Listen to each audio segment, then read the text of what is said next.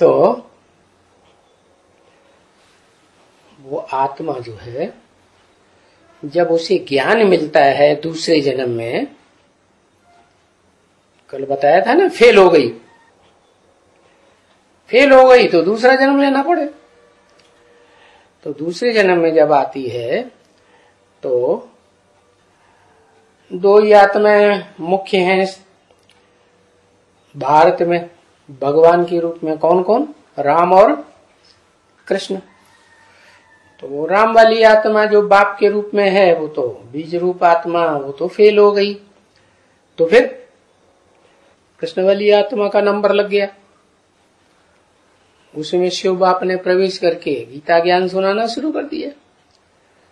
और सुनाते सुनाते जब कितना टाइम पूरा हुआ, कल बताया था 21 साल पूरे हो गए। तो 21 साल में उनका 21 जन्म का जो वर्षा है हो गया। जब शुरुआत हुई सन 47 से, तो ऊपर चढ़ना शुरू किया। ऊपर चढ़ना शुरू किया था या नीचे? 47 में ब्रह्मा में शिव बाप ने आके मुरली चलाना शुरू किया, तो ऊपर चढ़े या नीचे? ऊपर चढ़े।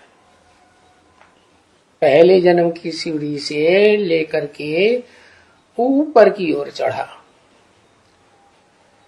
तो कोई बात गीता में भी लिखी हुई है, विपरिवर्तते। क्या? भी माने विपरीत में परिवर्तन होता है ड्रामा।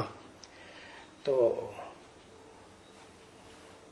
पहले जन्म से लेकर के, पहले वर्ष से लेकर के 47 से और सन 68 तक 21 साल हुए ना। 21 साल में वो आखिरी सीढ़ी तक पहुंचे कि नहीं? ज्ञान परिपक्व स्टेज में पहुंचा? जब नहीं पहुंचा, क्यों?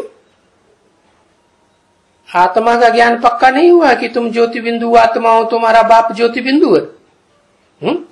और वो ज्योति बिंदु आत्मा, और तो उस ज्योति बिंदु आत्मा का परमपिता शिव बाप इस सृष्टि पर कितना और कैसे पार्ट बजाता है, ये क्लियर नहीं हुआ। और जिसमें प्रवेश करता है वो कितने जन्म कैसे कैसे चारों सीन में पार्ट बजाता है, वो क्लियर नहीं हुआ है। क्या क्या? मंथन नहीं हुआ। हाँ, तो उसी के लिए तो बताया कि बच्चा थोड़ा ही मंथन करता है। ब्रह्मा वाली आत्मा तो, कृष्ण वाली आत्मा तो भारतवर्ष में बच्चे के रूप में पूजी जाती है। मंदिरों में देखो जाके, जो कृष्ण के चित्र रखे हुए हैं वो बचपन के चित्र रखे हुए हैं कि बड़े के रूप में पूजा की जाती है, छोटे रूप की पूजा की जाती है। तो यादगार कहाँ की है?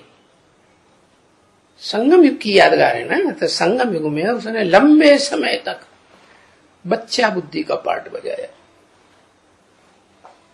तो वो थोड़ी मंथन करेगी। उसको तो जितना सुना दिया बेसिक प्राइमरी नॉलेज में, जो अम्मा का पार्ट है ना, अम्मा तो नहीं समझेगी। तो बच्चा बुद्धि आत्मा वो मनन चिंतन मंथन नहीं करती। क्या प्रश्न था तुम्हारा? मंथन नहीं होता। मंथन नहीं होता तो करेगी कैसे मंथन? वो मंथन करने वाली आत्मा ही तो फिर उनके शरीर छोड़ने के बाद उसी वर्ष में ज्ञान में आ जाती है। और वो राम वाली आत्मा पूर्व जन्म से ब्राह्मणत्व के संस्कार लेकर के आती है, तो ज्यादा तीखी होगी या कम तीखी होगी और ब्राह्मणों के मुकाबले? है